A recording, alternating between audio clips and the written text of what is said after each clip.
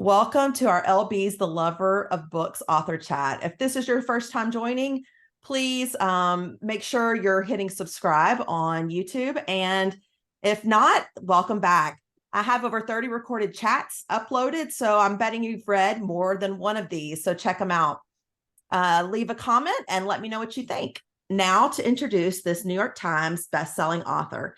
Dani Shapiro is the author of 11 books. Her most recent novel, Signal Fires, was named a Best Book of 2022 by Time Magazine, Washington Post, Amazon, and others, and is a national bestseller. Her most recent memoir, Inheritance, was an instant New York Times bestseller and named the Best Book of 2019 by Elle, Vanity Fair, Wired, and Real Simple. Both Signal Fires and Inheritance were winners of the National Jewish Book Award.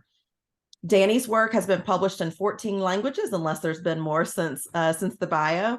And she's currently developing Signal Fires for its television adaptation. And of course, we'll be asking about that coming up.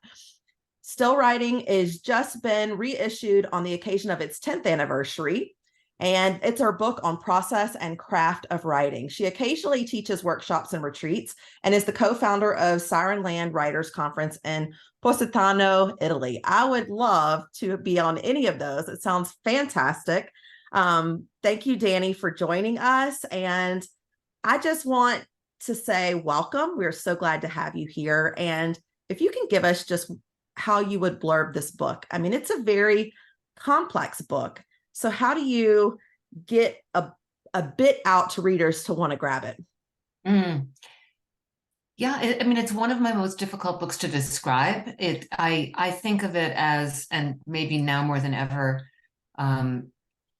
about 7 characters who learn the ways in which we're all interdependent and interconnected. It's 2 families who live across the street from each other. They intersect in this neighborhood, but not exactly at the same time, who have this really kind of profound connection with each other. And it's also about secrets and what it does to us to keep a secret over the long haul. One of the families keeps a really significant secret, and the novel is very much about how that plays out over the course of their lives. So would you say that's fair? I would say that's fair. And I think it got us all to pick this book up. But it did take you 15 years to write another fiction novel. Why is that? Why did you wait? And were there other things you just would rather do? Or I think, yeah, I mean, I as a writer, I feel like my books choose me. I don't choose them. To a great degree. I don't, for better or worse, I don't always feel like I'm in control. Like it's not like, oh, now I've made a decision. This would be the smart next book to write, so I'm going to write that. That never happens to me. 15 years ago. Well, how long do you have? I mean, it's so complicated because I started out as a fiction writer. I wrote 3 novels, and then I wrote a memoir. And I thought, well, now I've now written the one memoir that I will ever write. And then I went back to fiction, but I kept on being pulled back to memoir. And what that really had to do for me, as I later found out, is that I came from a family with a lot of secrets, and that I knew. But what I didn't know, and what I found out in recent years, is that I was the secret. I discovered, and I wrote about this in my memoir, Inheritance, I discovered that my dad, who raised me, had not been my biological father. I had no idea that that was the case. And I had been writing about family secrets all my life, but not knowing that I was one. So I think that accounts for the drift toward memoir, and kind of staying in this place where I kept on digging and kind of inquiring into, there's something I didn't know and I couldn't get to it. But I had started this novel, well over a decade ago, and I hit a wall. For those of you who have read it, everyone has read it. Everyone has read it. Okay. Yeah, so we can talk spoilers. So I wrote not the very, very opening, but the first two sections, the section that takes place on that December night in 2010 when Ben Wilf and Waldo Schenkman meet for the first time, and then everything else that happens on that night. And then I wrote the next section that took place on New Year's Eve of 1999 and everything that took place on that night. And then I got to the point where Waldo was born. And I kept on, my plan was to keep on moving backward in time. But if I kept on moving backward in time, there would be no more Waldo. Right. It was a flawed idea. It was a flawed structure, and I was very committed to it. I wanted to tell this story backward, and I couldn't figure out another way to tell it. And that's a long time ago. A lot of life happened to me in the interim, and I wrote more books. I put it in a drawer. I just felt like I had lost it, and I made the discovery about my father, and lots of things happened. A pandemic happened, and right around maybe 6 months into the pandemic, I was home, as we all were. I was cleaning up my office closet because I got tired of baking sourdough bread. And there in my office closet was this pile of pages that was this novel. And I just, something whispered in my ear, you know what, reread this. It wasn't like I ever thought I was going to go back to it. I didn't. But I sat down in the middle of the mess in my office and I reread that 100 pages that I had. And two things happened. One was I really liked it, which I'm not in the habit of liking older work of mine. It was a long time ago. And I think, you know, as a writer, you just want to keep on getting better. But I thought it was really, you know, I loved these characters and I loved the writing itself. But the next thought that I had was, and now it's 2020. And I have written 100 pages in which one chunk takes place on one night in 2010. The next chunk takes place on one night, essentially going into 2020. Yeah. And I mean, 2000. Yeah. And now it's 2020. And the next thought that went through my mind was, so Waldo would be 21. Where would he be? What would he be doing? Theo would still have his restaurant in Brooklyn, perhaps. So what would he do during this time where he'd be in the epicenter of the first wave of the pandemic? You know, where in New York City, a lot of chefs were figuring out, how do I feed people? It just lit my imagination on fire. And I thought, I think I can go back to these characters who I had never lost. I mean, they were with me, but I felt like I knew what to do with them. When you said it's like someone whispered in your ear, I think you described that in one of the scenes as a tingle on the spine or a tickle on the spine, where you get that moment of someone's there, something's about to happen. And it almost seemed like that was your experience, just like it was in the novel. Yeah, I mean, I think it was in the novel because I've had that experience any number of times in my own life as a human being and as a writer, where you just feel like something's important and you don't know why. I think we all have felt that. And what is that? Yeah. I was really interested in just thinking, like, what is that? Why do we sometimes meet people and feel like we know them, and then other times not? Why is there that recognition that we have? So I wanted to, I wanted to explore that. So Mary Ellen, one of the readers, one of the members of the LBs, can't be here tonight, but she wanted to know. She said, I saw you on your book tour at Boswell Books in Milwaukee and was so looking forward to discussing this book with you. I'm sorry I cannot be with you live, but I'm curious where the seed from this book came from. Can you talk about that? Because what brought these characters decades ago, right? What started it? A few things. One, I was the mother of an 11-year-old at that time. And I'm not sure whether it was my son or I stumbled upon it in another way, but we had moved to the country and there's very clear night skies.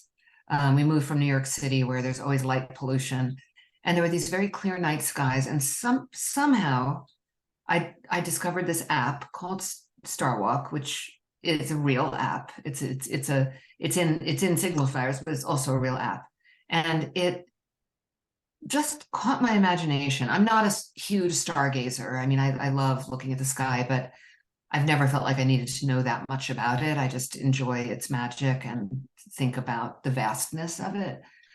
But this app allows you to see the constellations that are above you at that moment, but also you can look back through history and look at any given night, and in any given location in the world, and it will show you what the constellations were at that time. And I thought that it was an incredibly poetic app.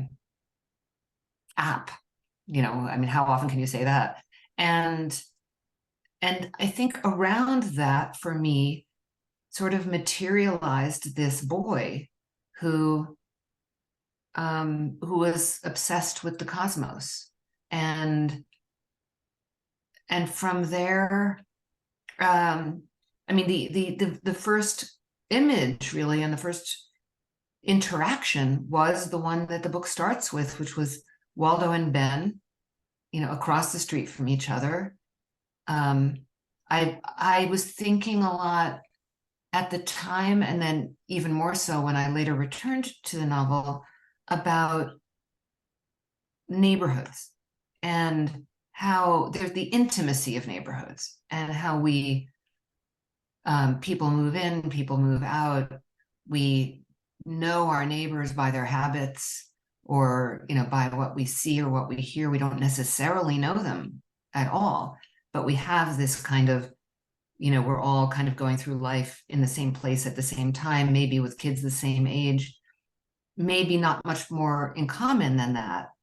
What is it to be neighbors and be part of a community? And then what is it to get older in a neighborhood and maybe be thinking about moving out, or just about getting older and then seeing new families move in? And that's where the image of Benjamin Wilf, the first time I saw him in my imagination, he was surrounded by boxes. He was alone in the house. It was his last night in the house. And I had to figure out why. When he, at the end of that first section where he says, in his mind, when Waldo is spinning, Ben sees all of these towns and all of these constellations on the app. And then he says, "Darling, I am coming," to Mimi. I mean, I guess it started to formulate the form for me that Mimi was in an assisted living facility. I didn't know that much more than that. But for me, that's how fiction builds and evolves. So you teach writing, so I kind of want to dive into your writing process.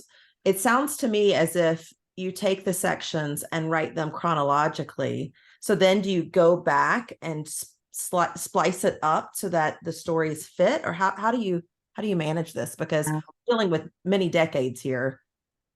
For me, the pleasure in the writing was not doing that. It wasn't like I wrote one long section and then cut it up and then put it together.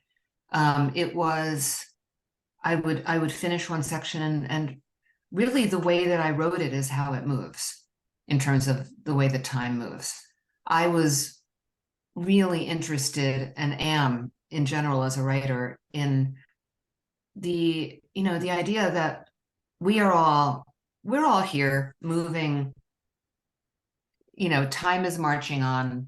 We are moving through time chronologically as human beings. There's no way around that. But the way that we live internally is past, present, and future all in a jumble all the time.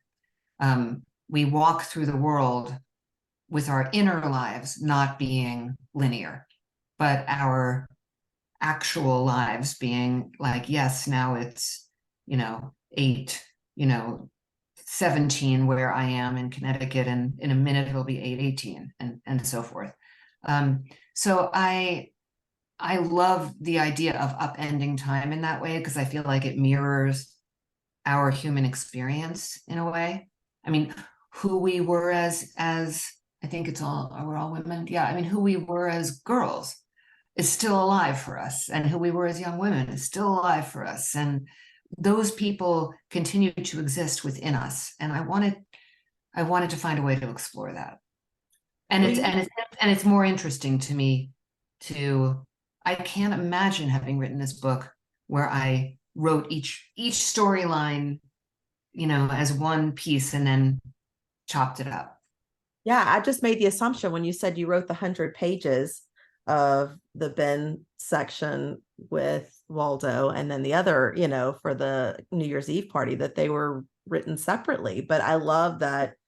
Well, they That's the were, brain works. but they were. I mean, so the book opens with that scene with the accident, which I hadn't written yet, Mhm. and then it goes to 2010, and then that long section with Ben and Waldo and Shankman. We meet Shankman, we meet Sarah, we meet Theo, and everybody's converging back home because Mimi's missing, right?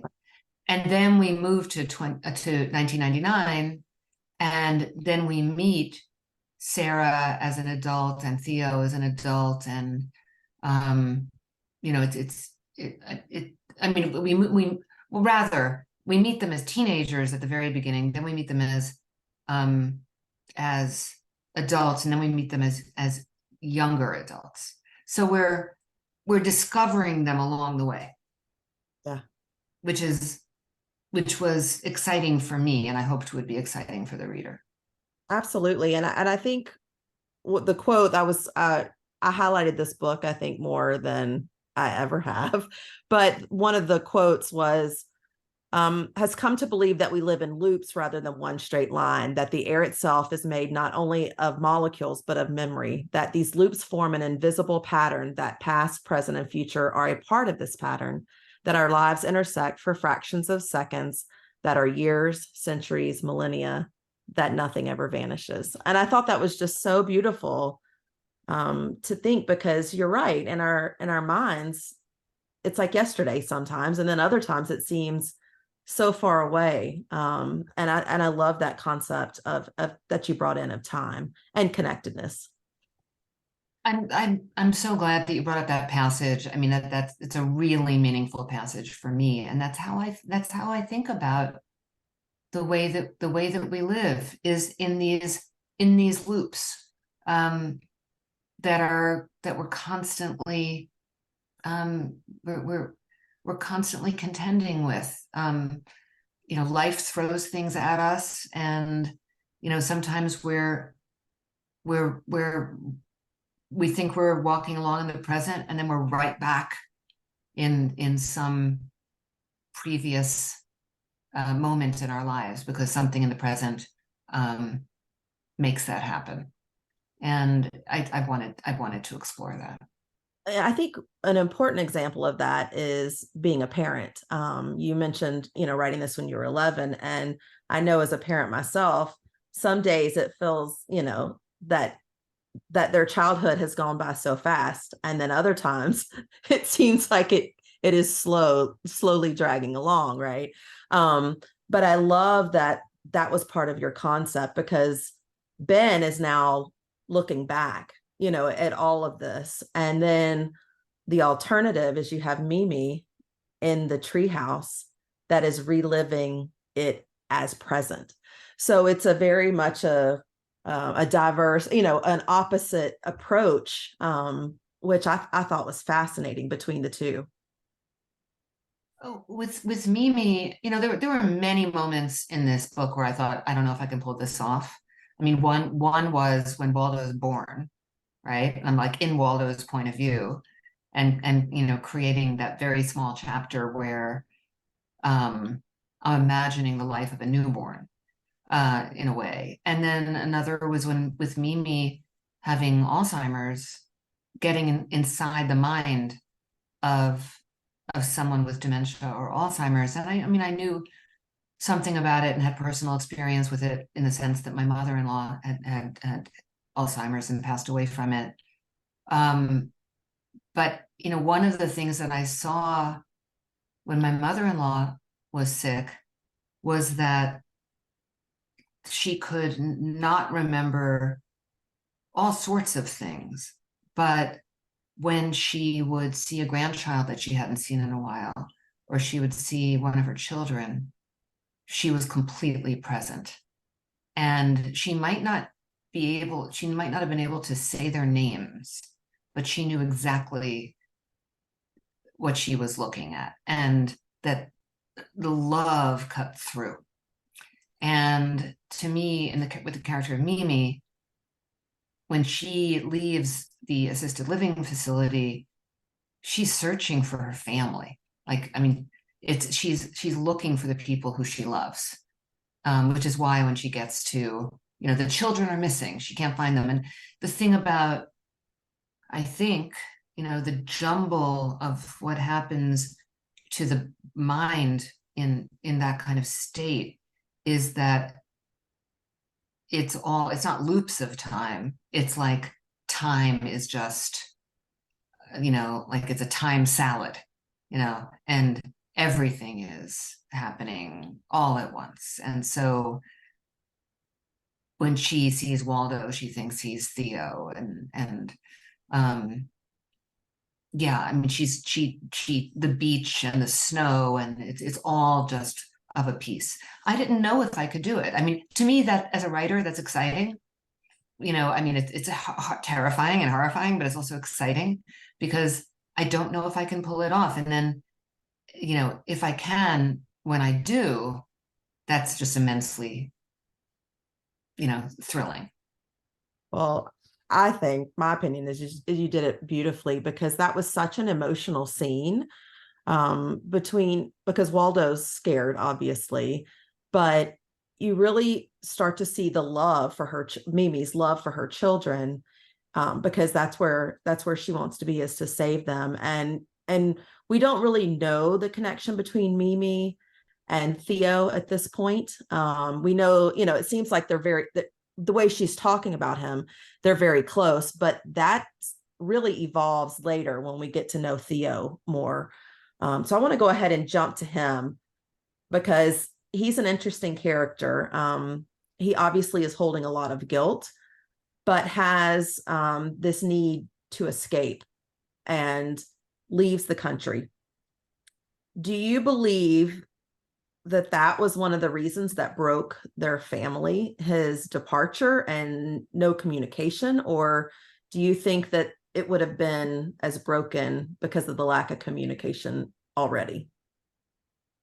That's a great question. No one's asked me that question before. I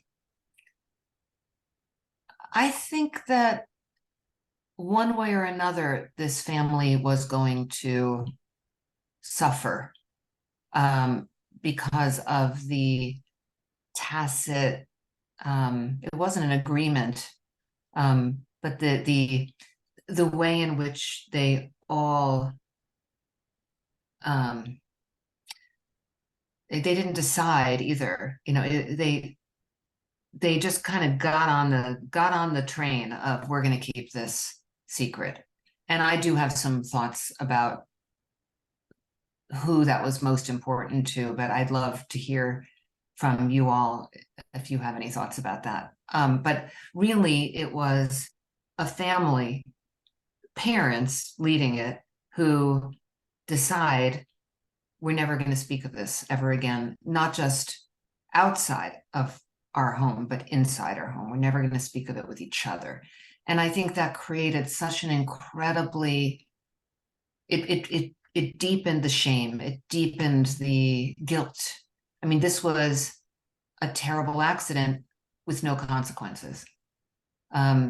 Except, of course, there were tremendous consequences, but no like real life consequences. No one's breathalyzed. No one, you know, no one gets taken down to the station. No one gets questioned. And so that as they grow up, what it does, especially to Sarah and Theo, is it like they're sort of forming themselves around that their guilt and their shame. It blew my mind when Ben tried to talk to Mimi about it, and she basically paused him, and not just paused for the night, but he took it as, I can't discuss this with her. Yeah. And to me, I was thinking, oh, that was the opportunity right there, right?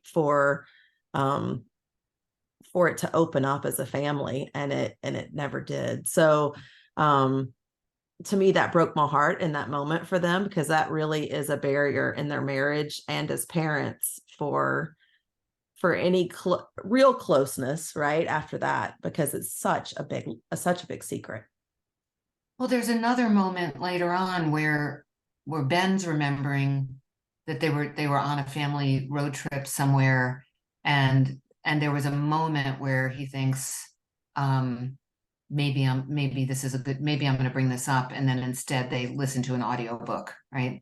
And which is the only other time, as a family, that they are all. But you're saying that about that moment with Mimi.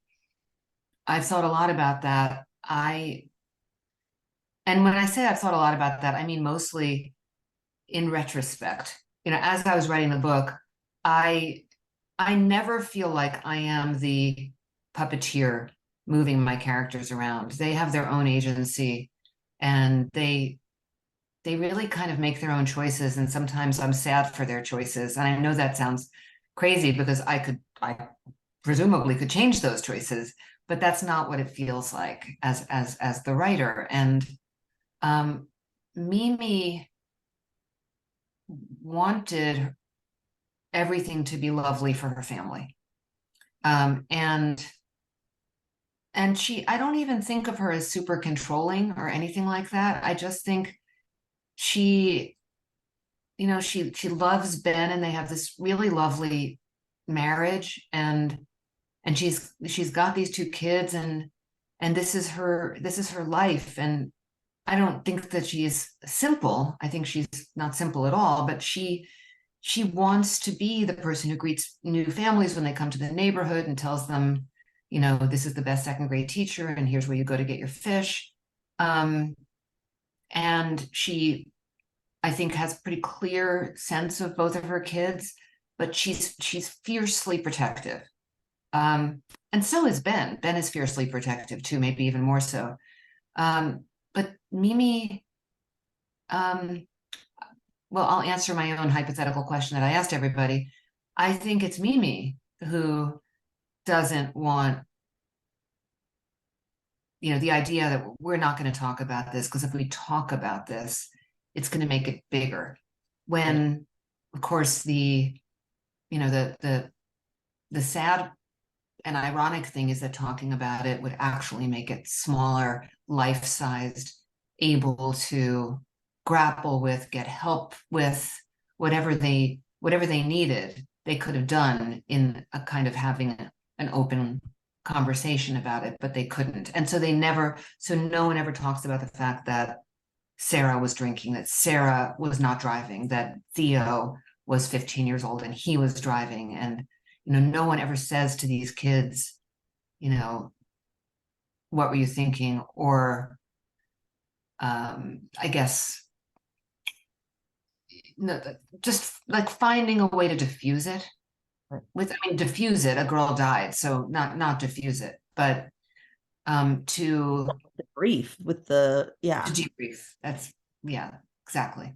and I agree. That was my take on it, was as a mother, I'm relating through Mimi's thoughts, right? And so I'm trying, but I definitely would say that it was Mimi that needed that secret to be kept for her life to continue, and for her to, at least she thought that, right? And once they're on the train and it's going, it's hard to get it to change tracks. So but that was also my take on it, because, and I also think that Ben is as much protective of her as he is his children. So in a way, he feels like he's protecting her by keeping this and not bursting that bubble of, Well, normality. and Ben is the most torn because he is his loyalties are almost a little bit divided between his wife and his children. Mhm. Because he, I think, knows enough to know that it would be better for his children to talk about it. But he's fiercely protective of Mimi. And he also knows that the choices that he made that night, I mean, he thinks it very directly. The reader gets that he knows that when he was racing to that car, he was racing there as a father and not as a doctor.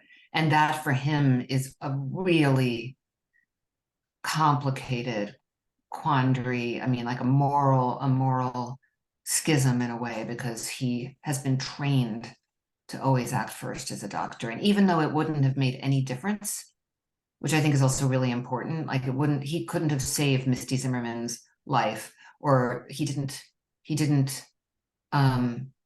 worsen Misty Zimmerman's possible outcome by moving her. She wasn't going to be okay no matter what. But nonetheless, he's left holding his own feelings. He knows it's like one of those like incredible moral quandaries of when you suddenly like we all don't know who would we be in that situation, whatever situation. Who would we be? Would we be the person who would, you know, jump up and, subdue the hijacker? Would we be the person who, whatever? We don't know. We think we know. We want, we have ideas, but we don't really know until we're tested. And so if you're tested the way Ben was that night, and he realized he was acting as a father first to protect his children, somehow that is also um, a hard thing for him to know, because it means he's the oath that he took, that he's not, it's an impossible quandary. Right. I mean, his guilt is palpable through the entire novel. I do think, though, that the night when Waldo was born, that same sense of urgency of running across the street to be asked, was very much in parallel with the accident, which I thought also was fascinating with time. And so now he's running across to save a life, to have a life be born while he was holding Misty's, as with death. And so I love, again, that time parallel that happens. And that's when the connection starts with the Shankmans. So first of all, I would have to know, is there a reason why you chose the name Waldo? Because it's obviously a very a name that has such meaning behind it. So I'm just curious. Names come to me. I mean, I think ultimately the Ralph Waldo Emerson piece of it was what um, mattered to me. The Where's Waldo was not part of my, in fact, somebody said that to me before the book came out. A friend of mine said, do you want to rethink that? Because, people are going to think, where's Waldo? And I'm like, never once occurred to me. That wasn't part of my thinking about Waldo. It's funny. I don't know if you guys can see, I have a puppy behind me right there. And we were really considering naming him Waldo, and his name is Otis, but we were thinking about naming him Waldo. And it's like, I'm the Waldo who's like, my Waldo is, Waldo Shankman. But it was because I wanted him to have an unusual name. And that's the name that came to me. Well, I loved it. I thought it was, I mean, he's such a different bird. I would say, like, he's so different that he needed a very unique name because of who he is. Yeah. And and even his father, who failed him in so many other ways, as their lives proceeded, Shankman knew that that Waldo needed a special name and that he was a special boy, even though he couldn't hold on to that. Well, and he even sees his own failures. I mean, he says the one good thing I did was give him his name, Yeah. because he does fail him on so many levels. And it's this concept of, wanting your child to be a certain way and trying to fit them in a mold, and at the same time fitting in as the Joneses with the neighborhood, and figuring out how you're going to be a parent to a child that you have not much in common with. And Yeah. he fails miserably in so many ways. Um, what what did you want from the dynamic of that family? Like, because that seems to be so crucial to Waldo's personality, his growth, his interest. So there's a moment, and I can't quote it off the top of my head, but there's a moment where um, I think it's in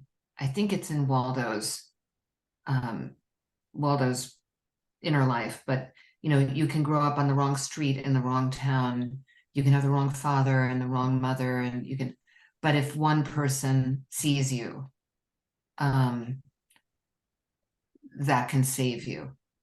And I was thinking about that a lot with Waldo, because one of the things that opened up the novel for me again when I rediscovered it during the beginning of the pandemic was that we were going to be able to get glimmers of Waldo as a young man. Oh, just glimmers. I didn't want to write a pandemic novel. I didn't want to set a lot of the book in 2020. I wanted there to be this layer, this very thin but very important layer where the reader would see that he was going to be okay. And so you have this 11-year-old boy who's special and brilliant and lonely, and whose parents, mostly his father, but his mother has her own problems, like don't really get him.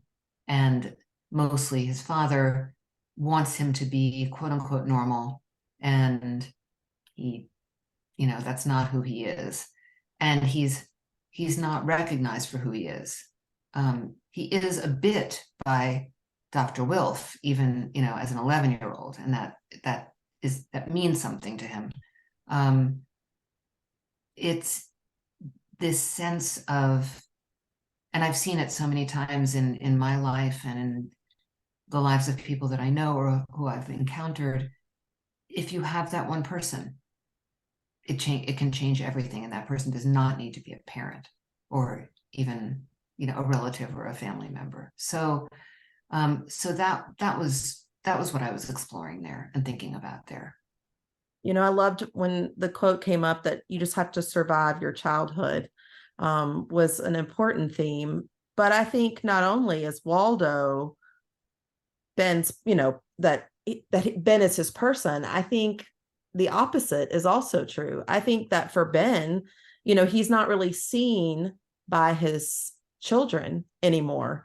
He's, Yeah. And it's Waldo when he finally gets to California, that sees him and can be his person.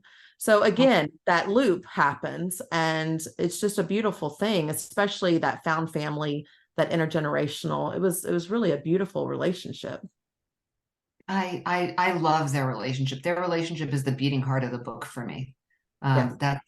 That's what and the ability then to, once I finally understood how to structure and how to tell the story, to have them meet again as an old man and a young man, and have this, and have Ben having been this connection for Waldo during the time when Waldo's in so much pain, and his mother's dying, and he's a teenager, and his father doesn't understand him, and that somehow he knows to reach out, that this is who he's reaching out to, and that he knows that Dr. Wilf is who ushered him into the world. I mean, all of these pieces. I mean, when they're first under the oak tree, Waldo doesn't know that.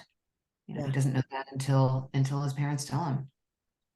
Yeah, it really is a beautiful relationship, and it makes you really appreciate that lifeline. Well, one, Ben saves his life from day one, right? But I think in so many ways they save each other throughout, Waldo's 21 years that we see on the page.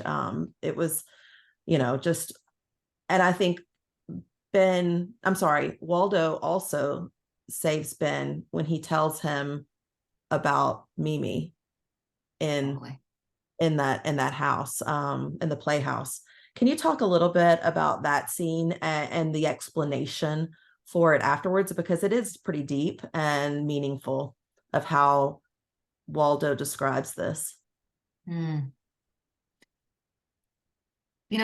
This Signal Fires has been described as my most spiritual work, which is interesting because I've written other work that's overtly spiritual or overtly grappling with, belief and, questions, existential questions. Um, in that scene, I think that Waldo, he experiences this, right? And sometimes we have experiences that may feel transcendent in a certain way, but they feel so personal and so intimate and so maybe even like a little crazy that we don't necessarily share them. And they just get tucked away into this place where we then carry them with us, but we don't necessarily share them. So it's all these years later when Waldo, and it's because Ben is sharing with Waldo that he's grieving and he's reliving and he's and that's when Waldo is moved to say to him, I saw. And Waldo's taking a big risk by saying that because it might sound completely cuckoo. And how's it going to be received? And at first, Ben isn't even sure what he's saying. But then Ben hears him. And it's one of those moments in life where one person, I mean, character in this case, but one character reaching out to another can actually sort of change everything. Change everything in terms of an understanding of and a softening of, this is what happened, and maybe even there's more to life than this. It's almost like we all took a collective breath at that moment, because it's although Ben had a wonderful life after he moved out there with his daughter and the granddaughters, but it's almost like there was so much of a weight still on his shoulders, and it's not really until Waldo shares this intimate moment that the weight's lifted. In that moment it seems like we all could take that breath, like I mentioned. It just was very enlightening, and the connectedness again coming back was absolutely magical. Well, Waldo also really says something to Ben, shares something with him that is irrefutable, right? Like it cuts through Ben's scholarly, doctorly, practical mind, and Because yeah, his mind jumped right back. I mean, like, that's where you have that time jump, because the next chapter or coming up, she's in those clothes, she has that belly, she's holding that hand. I mean, it was just like chill bumps everywhere. I'm so glad because I, at some point fairly late in the writing, I knew that I wanted the novel to end with the Wolf family first moving into their house.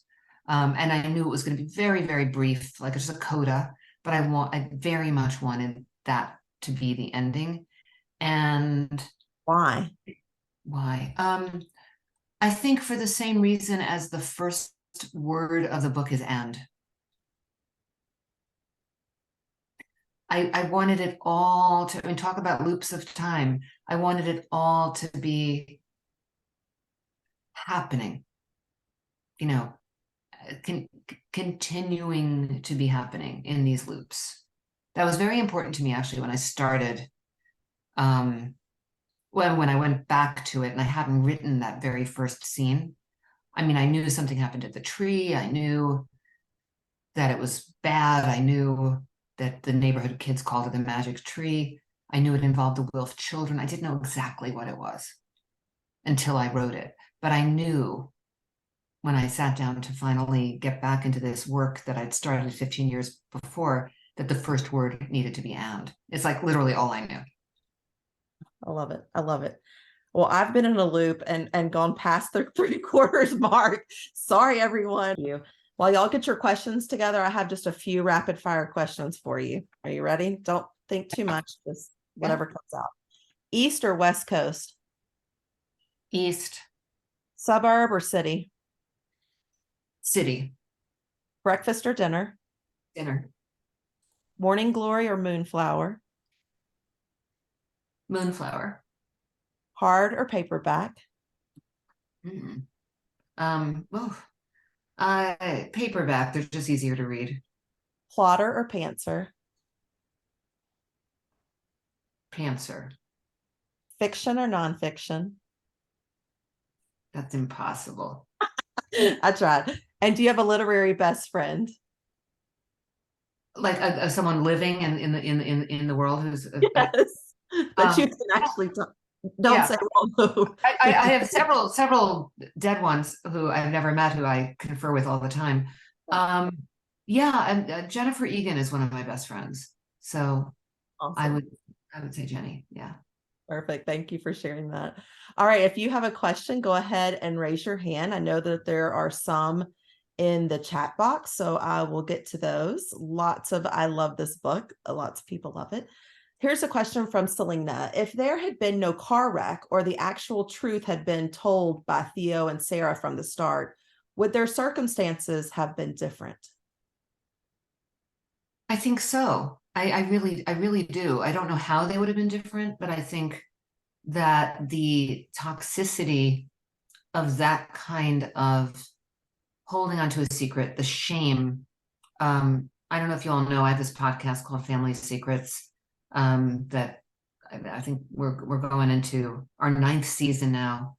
Have almost, so that means that I've had almost 100 conversations with people about secrets and like sort of what they do to us. And one of my guests this season, I think recently said, when you bury a secret, you bury it alive, which I thought was of all the many great thinkers who've written about secrets, I thought it was one of the best things I've ever heard. And this became something that was this thrumming alive thing for Theo and Sarah, and for Ben and Mimi too, but less so. It just became a kind of for Ben and Mimi, I think it just became a sadness and something that as they got older, they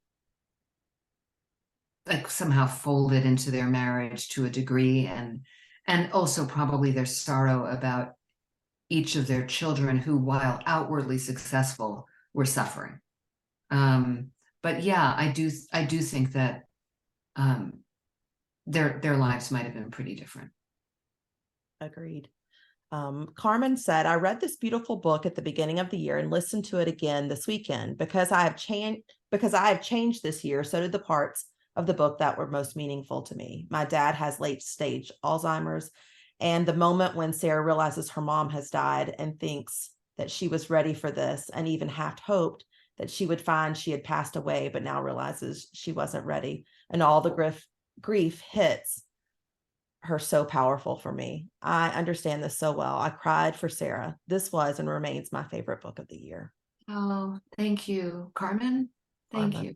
Oh, that's lovely to hear. I'll say one thing about the character of Sarah. She's the one character that changed for me from the 100 pages that I wrote 15 years ago to when I returned. She's the only character that I had to rethink.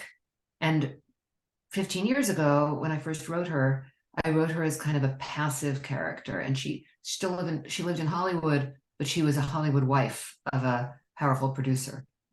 And something happened to me during those 15 years where I was like, no, no, Sarah needs to be a badass, and Sarah needs to be, she needs to have agency. So whatever happens with her, and she's certainly self-destructive, but whatever happens with her, in a way, the choices are coming more directly from her and her own internal difficulties, as opposed to being a passive character in the world. And it changed everything for me. Like, I finally really understood Sarah as a character. Well, that also explains her, when you say you jumped when you're in in the moment, she immediately said, I was driving. Like, to me, Yeah. that is her essential Yeah. being right there anyway. So it's Yeah. yeah. Yeah. Someone asked about the audiobook because there are loops of time. It could be confusing to listen to the audiobook. Was it always a consideration that it be offered, or did you find that it could be difficult with an audiobook? I agree. When people tell me they listen to the audiobook, which is probably about 30% of people who read Signal Fires or any book, I always feel a little bit like you're probably missing a lot. I think it's a difficult book as an audiobook. I narrated it, which I really wanted to do and lobbied for. I've narrated my memoirs, and so I have a track record doing that, and also because I have a popular podcast, they let me. But I wanted to narrate it so that it wouldn't become a narrator, like a professional narrator, sort of doing voices, which I find difficult. I wanted it to be a more gentle kind of narration, but you can't see the white space. You can't, I mean, this is one of the things, I mean, I love audio, but this is one of the complicated things about listening versus reading is some books need to actually be visual, where you're seeing, I'm reaching the end of this section of a character and there's white space and there's a new character coming. You can't do that with audio. Yeah, I agree. I do love audiobooks, but for me, the book was the key for me to really take it in. So I agree with that recommendation.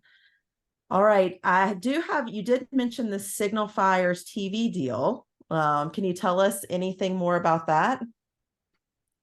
Well, I can tell you that I'm excited to get back to work now that the writer's strike is over. I am going on tour for the paperback of Signal Fires, starting this week. So I won't be able to get back to actually working on the pilot until after Thanksgiving, which is frustrating because it is a thrilling project for me. I've got great producers.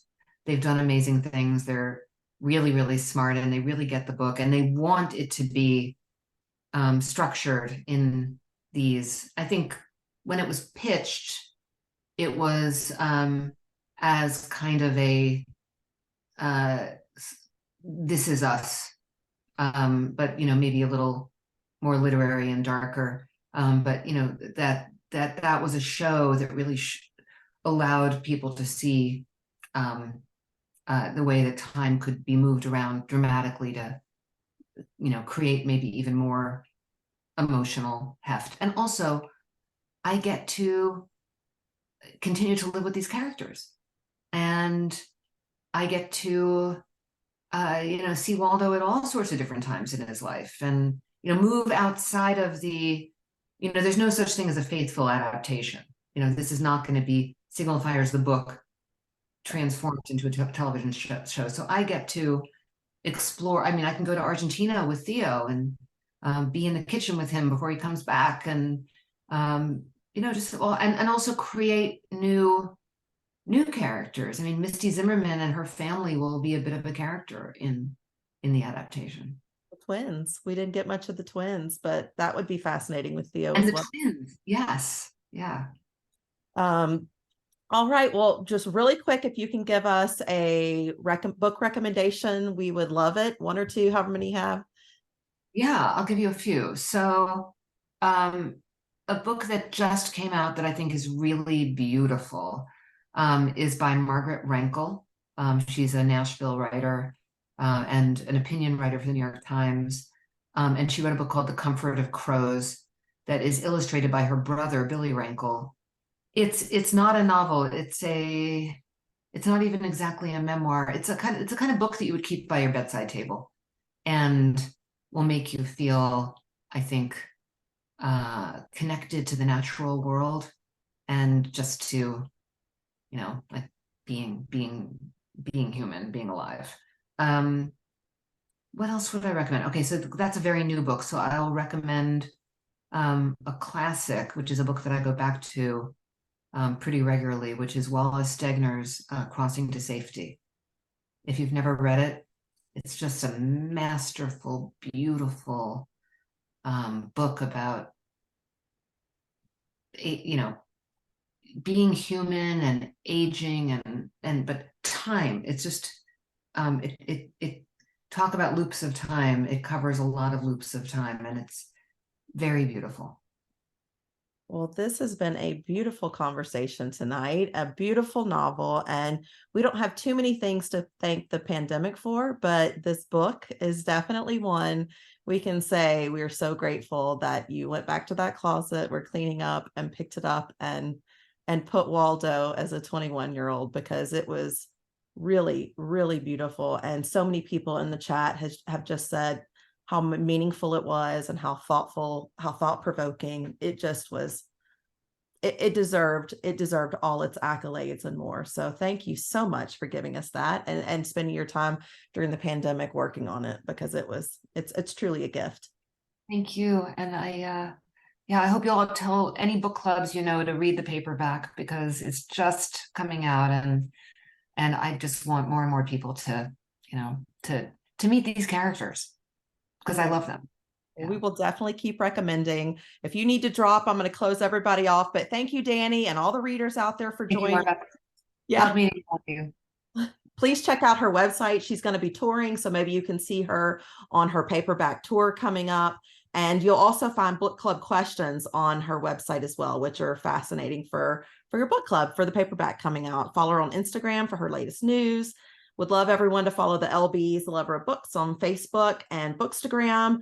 But you can find those reviews, those recommendations, and author chats next Sunday, October 29th at 2 p.m. That's earlier because this author is in Ireland. We're going to be chatting with Irish novelist Liz Nugent for her novel, Strange Sally Diamond.